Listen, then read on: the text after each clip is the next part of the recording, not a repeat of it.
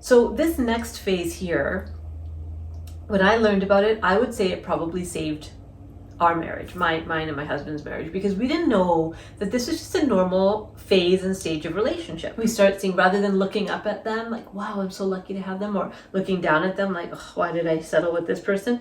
You're actually starting to look across at each other.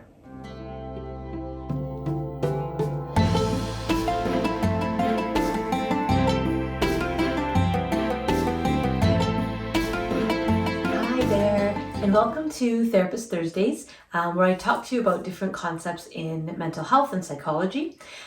Today, I want to talk to you about the relationship triangle. So, this is something that was developed by Dr. Chuck Spezzano, and he's got like a big, complex, complicated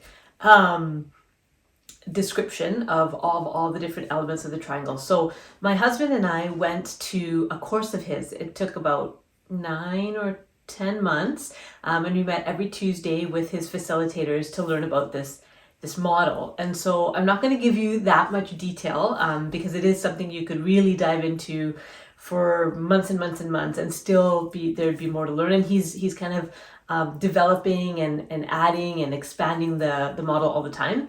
So I just want to show you, I just want to simplify it because I think it can be really, really helpful for couples. I think this relationship triangle, Chuck teaches it that it could be taught used in any sort of relationship, not just in a romantic relationship, but also with family members, with colleagues, with neighbors, like really anybody. But I really like the use of it for couples. And so there'll be a few visuals here as well to help you follow along.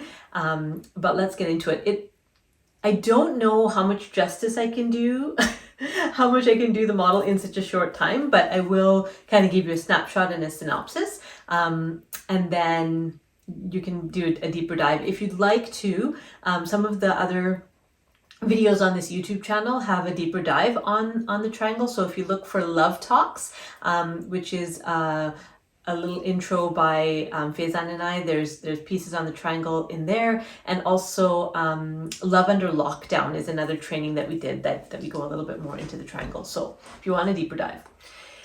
But for the synopsis, here we go. So basically there's three main elements to the triangle. So on the first side is the dependent or dependence. The second side is independence. And finally at the bottom is interdependence. Now, each of these three basic areas have subdivisions, right? And kind of phases and stages that we go through in each of the three. So I want to start with dependence. This, what's also really cool about this model is it's also a developmental model. So it actually takes you through the human life cycle as well as the cycle of a relationship. And so when we begin any new relationship, just similarly as we begin our own development as humans, we start in a place of needs, right? There's a lot of things that we need. We're relying on somebody else to fulfill those needs. So if you think about a new relationship right at the beginning, you need to feel seen and heard and paid attention to, and our needs are pretty big in the beginning of a relationship. And that's, we're getting to know, are we important to this person? Do we feel connected to this person? Some of us might even get a bit needy or clingy at the beginning. We might dive in a little too fast. And that's all part of the forming of a relationship. We figure out each other's needs and we figure out how to attend to each other's needs. So that's the first thing that happens. Now, inevitably, there's going to be a moment where your partner cannot fulfill your needs, because no human can really fulfill any other human's needs fully and completely all the time. Similarly, in childhood, when we're little, there's going to be a time when our needs aren't fulfilled, even, just innocently by our caregivers. And so when our needs are not fulfilled, and if we make that mean something about ourselves and our worth and our value, then we move to the next phase, which is heartbreak. Okay? Chuck also calls it hurt or heartbreak.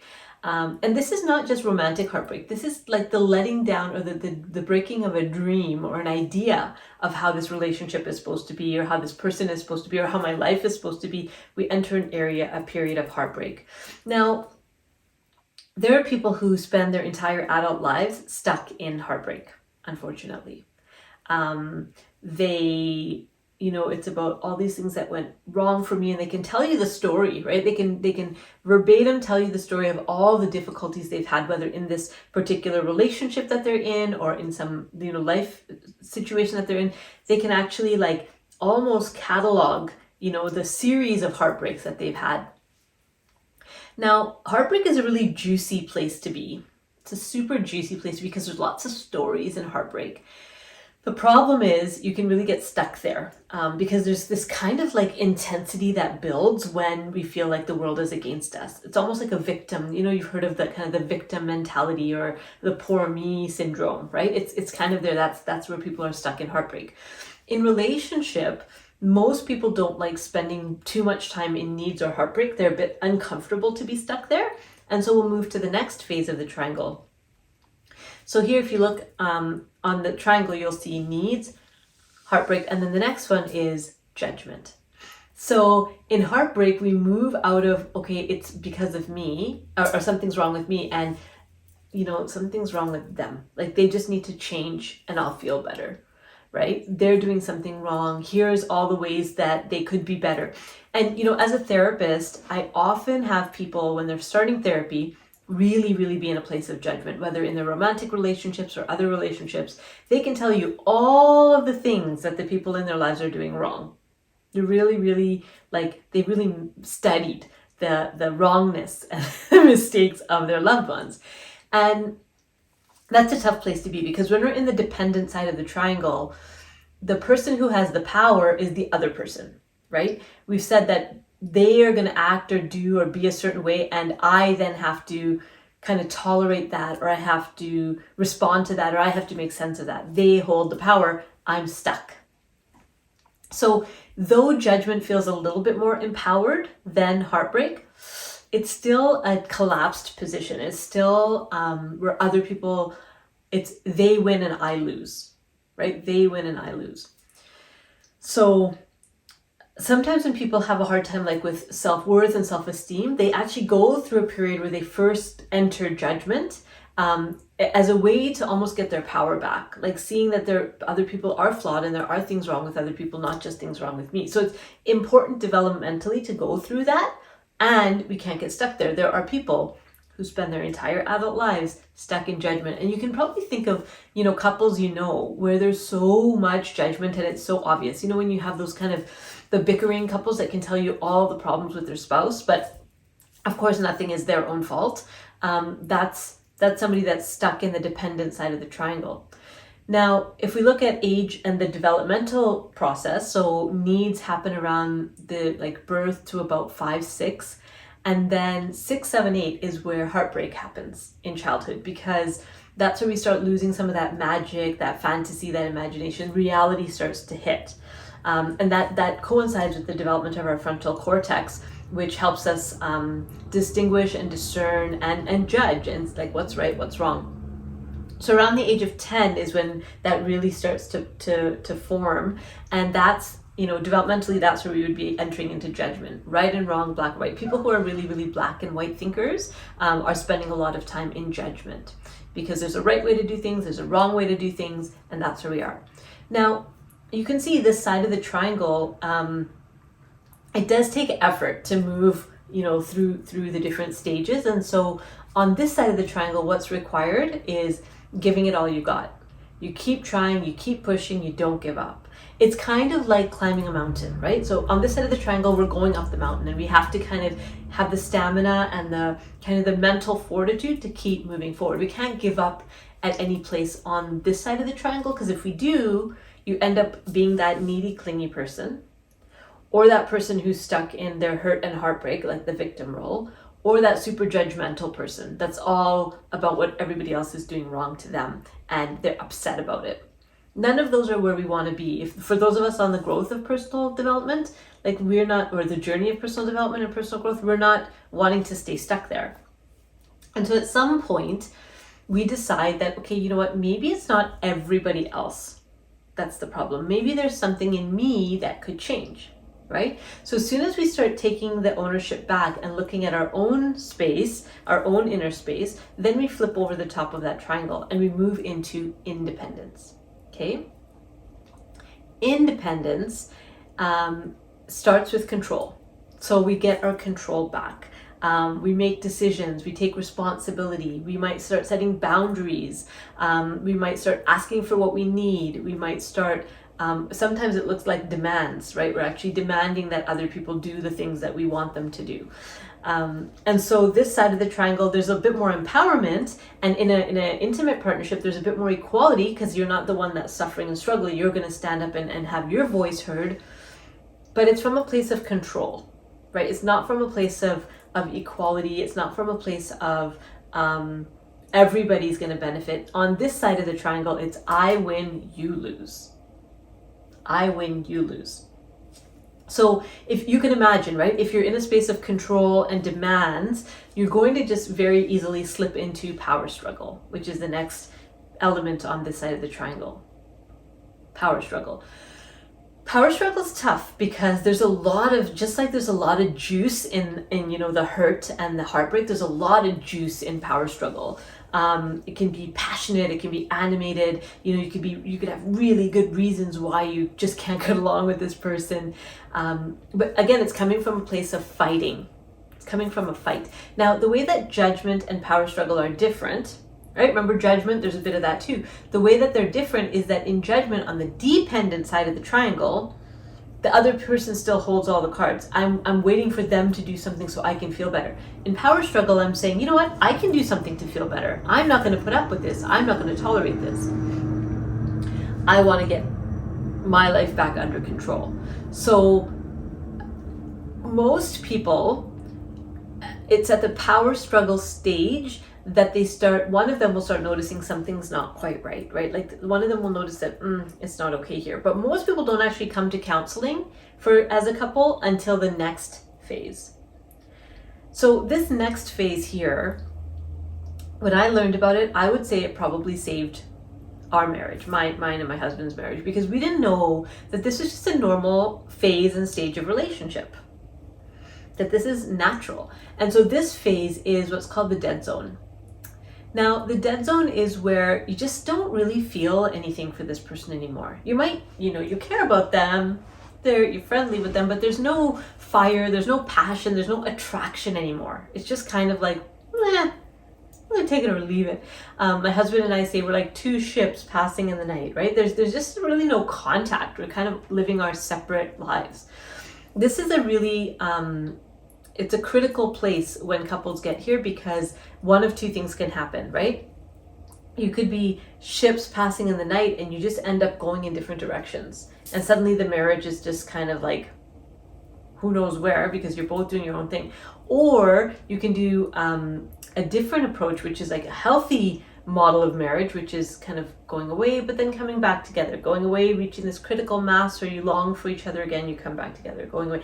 And so that is a natural progression in a healthy long-term relationship.